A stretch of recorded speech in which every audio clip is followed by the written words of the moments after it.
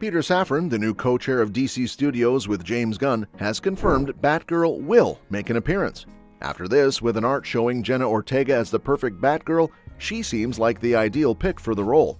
Yep, she is getting fans excited as Batgirl in some new artwork for James Gunn's DC Universe.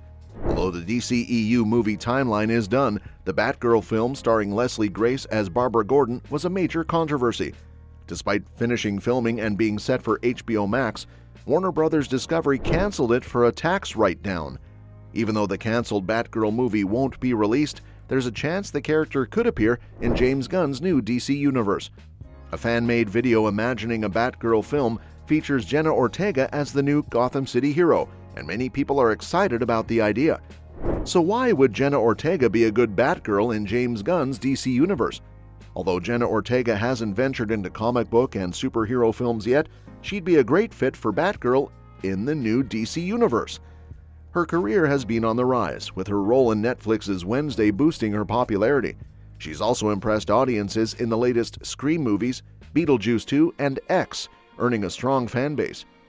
Given Jenna Ortega's age, it might be cool for DCU Chapter 1 Gods and Monsters to explore a Batgirl who's just starting out in her career. This would give a Latina actress a chance to play Barbara Gordon. Plus, there are plenty of opportunities for Barbara to pop up in future DC Studios movies and TV shows. With the Bat family expected to appear in some form in The Brave and the Bold, Batgirl could potentially have a supporting role. Casting Ortega would definitely bring a lot of star power to the DC universe. However, it's still unclear if Ortega will be cast as Batgirl, as James Gunn's DC universe hasn't officially kicked off yet.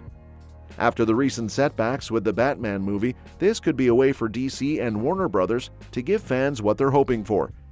Peter Safran mentioned it was the right call at a press event on January 30th. Batgirl's a character that inevitably we will include in our story, he said. On the Batgirl front, it's not about late in the process of the film getting cancelled. I saw the movie, and there are a lot of incredibly talented people in front of and behind the camera on that film. But that film was not releasable, and it happens sometimes. That film was not releasable. I actually think that President and CEO of Warner Bros. Discovery David Zaslav and the team made a very bold and courageous decision to cancel it because it would have hurt DC. It would have hurt those people involved. I think that they really stood up to support DC, he continued. The characters, the story, the quality of all of that. I spoke to Adil and Bilall, the directors, last week. We were chatting. We'd love to be in business with all those folks. Christina Hodson wrote it. Some people are already back in business with us. As I said, a lot of talented people were involved, but the film was just not releasable. It would not have been able to compete in the theatrical marketplace. It was built for the small screen. So again, I think it was not an easy decision, but they made the right decision by shelving it. After the backlash surrounding The Flash, many people wondered about the Batgirl movie even if it was reportedly not great. Since Warner Bros. Used it as a tax write-off, releasing it later could be seen as fraud, even if they didn't make a profit from it. If Warner Bros. Released Batgirl in a way that wouldn't directly make them money, like posting it on YouTube for free or putting it on HBO Max but allowing non-subscribers to watch, they still wouldn't be allowed to do so. Any form of release would likely generate some form of profit or value which would go against the conditions of the tax write-off. Given the specifics of the tax write-off due to the merger restructuring, it's highly unlikely that Warner Bros. Will ever release Batgirl. The only way we might see anything from it is if someone leaks footage. It would be simpler for them to start from scratch and refilm the entire movie than to reverse the tax write-off. So Warner Bros. Discovery isn't going to challenge global governments to reverse their SEC filing just to revive a project they've already written off. They're not going to spend another $30 million to finish it and lose even more money, so it's better to just make another. I really feel for Leslie Grace and the directors, but right now it's probably better for DC to move on and make a new movie. Maybe with Jenna Ortega, rather than trying to salvage this one, especially if it's about Barbara Gordon's Batgirl.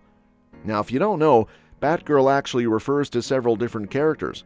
The first was Betty Kane, introduced in 1961 by Bill Finger and Sheldon Moldoff as Batgirl. In 1967, Barbara Gordon took over the role and became the most iconic Batgirl. She first appeared in Detective Comics number 359, created by Gardner Fox and Carmine Infantino, as the niece and adoptive daughter of Police Commissioner James Gordon. I'd love to see Jenna Ortega play that version of Barbara Gordon. Barbara Gordon's abilities are a big part of why she's such a compelling Batgirl. In her backstory, she's trained in a range of martial arts, including boxing, capoeira, judo, kung fu, eskrima, karate, kickboxing, jiu-jitsu, Muay Thai, and Taekwondo, earning black belts in many of them and being described as a star athlete. Even after the events of The Killing Joke, where she was paralyzed, she continued to train as Oracle and remains highly skilled with eskrima sticks, small firearms, and batarangs. In the New 52 continuity, she reflects on her self-defense training starting from age 6. Barbara Gordon is not only a skilled fighter, but also incredibly intelligent and tech-savvy. She has a genius-level intellect and a photographic memory. Gail Simone describes her as the smartest member of the Batman family and one of the most intelligent characters in Gotham. Before becoming Batgirl, she developed impressive technological skills, including computer and electronics expertise, hacking skills, and a background in library sciences. Early on, she used a range of gadgets like an infrared scanner in her cowl, various Bat-themed weaponry, and the Bat-cycle. As Oracle, she managed 12 advanced satellites created by Lex Luthor during his presidency.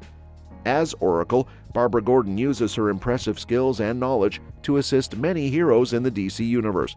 She's a top-notch hacker, able to access and share information from private satellites, military sites, government files, and even Lex Luthor's properties.